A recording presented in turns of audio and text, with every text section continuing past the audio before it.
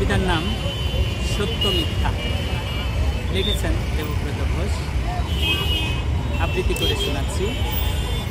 সত্য মিথ্যার দোলা চলে জীবনযাপনের গান, সত্যের পানে যাত্রা করি মিথ্যার পথ পরিহান।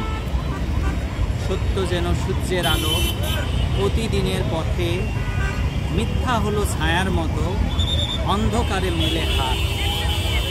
সত্যের পথ কঠিন হলেও তবু সে মঙ্গলময়, মিথ্যার পথ সহজ হলেও তাতে নেই কোনো জয়।